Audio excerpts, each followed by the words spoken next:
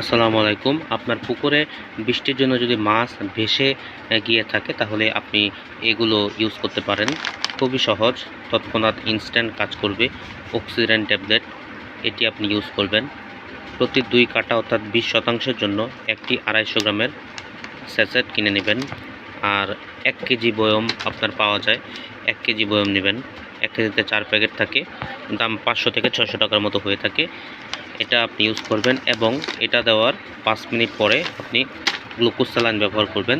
প্রতি শতাংশে 30 গ্রাম করে ইউজ করবেন। আপনার যে মাছগুলো ভেসে আছে ইনশাল্লাহ আধা ঘন্টা থেকে 1 ঘন্টার ভিতরে তৎক্ষণাৎ সে মাছগুলো নিচে চলে যাবে।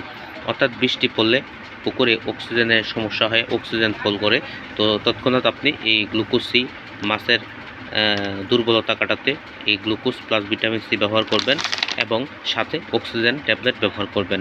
তো ট্যাবলেটটা আপনারা কেন ব্যবহার করবেন? ট্যাবলেটটা ব্যবহার করবেন, আপনার ট্যাবলেটটা অনেক সময় ধরে পুকুরে অক্সিজেন সরবরাহ করে, সেজন্য ট্যাবলেট ব্যবহার করবেন।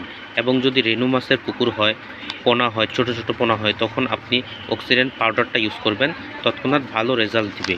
তো এই 2টি ওষুধ আপনারা ব্যবহার করবেন, আপনারা তৎক্ষণাৎ দিয়ে দিবেন। তাহলে দেখবেন ইনশাল্লাহ আপনার যে পুকুরের মাছগুলো সেগুলো আধা ঘন্টা থেকে 1 ঘন্টার ভিতরে নিচে চলে যাবে, মাছ আর উপরে ভাসা থাকবে না। আপনি যদি বৃষ্টির সময় এই ডোজগুলো জানেন তাহলে আপনাকে ডাক্তারের কাছে যেতে হবে না, আপনি নিজেই এই প্রাথমিক চিকিৎসাগুলো দিতে পারেন।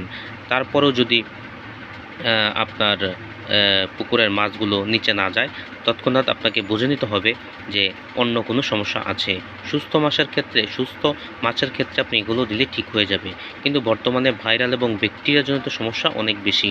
মাছের গায়ে দাগ, পেট ফোলা ইত্যাদি কারণে কিন্তু মাছ ভাসতে পারে, এমনকি পিএইচ এবং অ্যামোনিয়া এর তারতম্য হলে মাছ ভেসে যেতে পারে।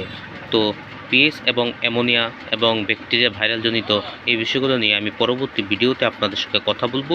যদি কারো কোনো পুকুরের সমস্যা থাকে তাহলে আমাকে মেসেজ করে জানাবেন, আমি ইনশাল্লাহ উত্তর দেওয়ার চেষ্টা করব।